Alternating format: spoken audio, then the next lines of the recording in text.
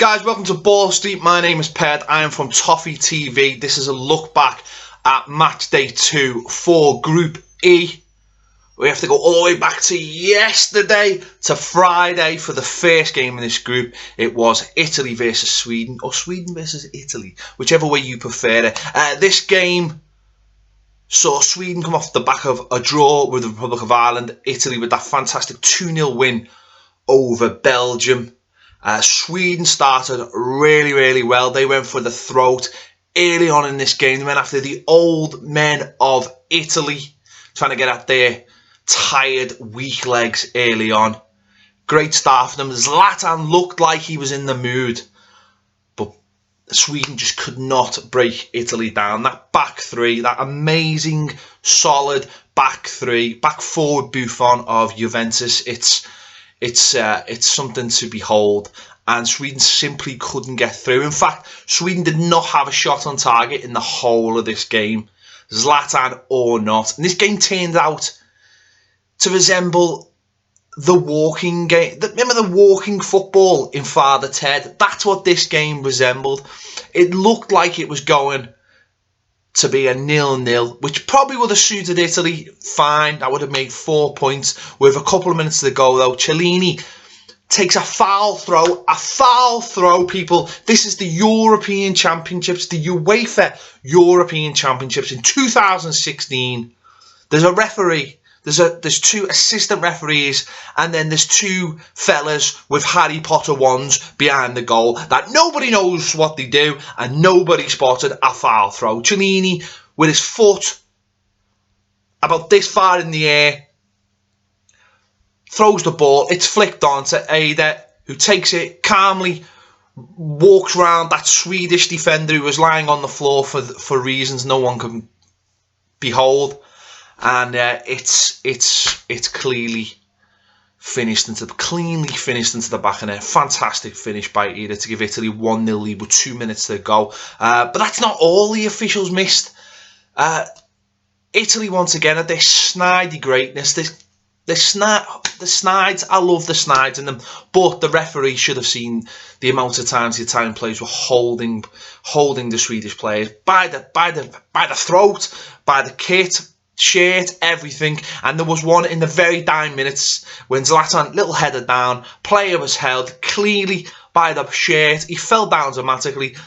The ref, he called the game to be played on. If nothing screams technology then foul throws, then this clearly does. And Sweden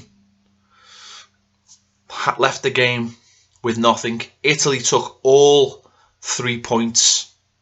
6 out of 6, top of the group, and they're through. Happy days for Italy.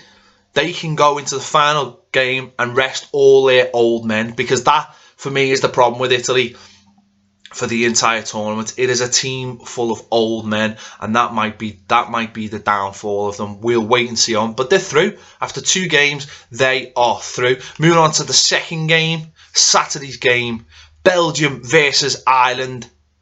Ireland, fantastic point versus Sweden. Maybe they should have won it. They played really well on the day. The ground was full of Irishmen. It was a fantastic atmosphere. Belgium fans also bringing a lot to that. Belgium, obviously very disappointing in that first game. Romelu Lukaku, awful in that first game. He had a lot to prove. Very tight in the first half. Not much happening.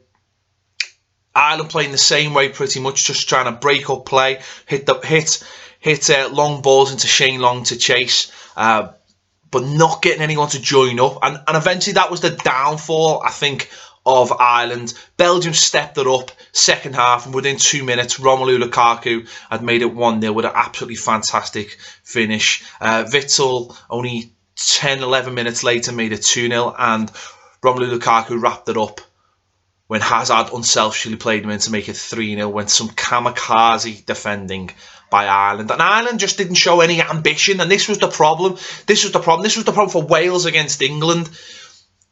Stout defending can take you so far, but at some point you've got to show a little bit of ambition, and if you don't, you will be turned over in these games. Look at Spain versus Turkey. You know, Turkey showed absolutely no ambition, and that's what happens. That's what good teams will do to you if you show no ambition in these tournaments, which is a positive thing, I think, going forward. Hopefully that'll make all the games entertaining.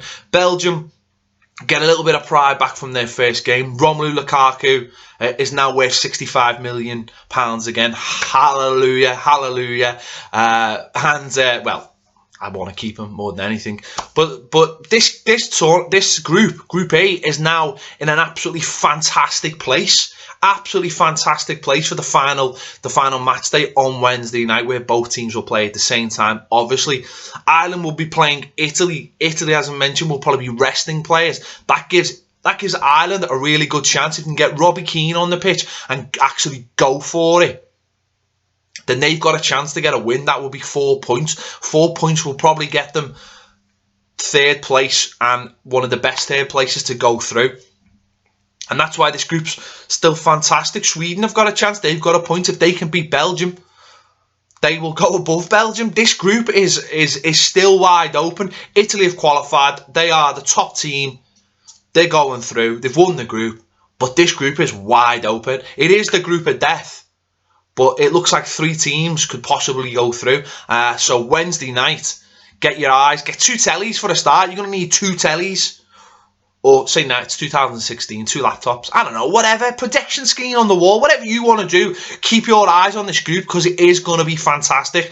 I assure you, Wednesday night, it's going to be a blockbuster. I can't wait for that. And I'll be giving you all the roundup of that on Ball Street. Make sure you subscribe to Ball Street. Make sure you subscribe to Toffee TV. Because my shoes don't pay for themselves.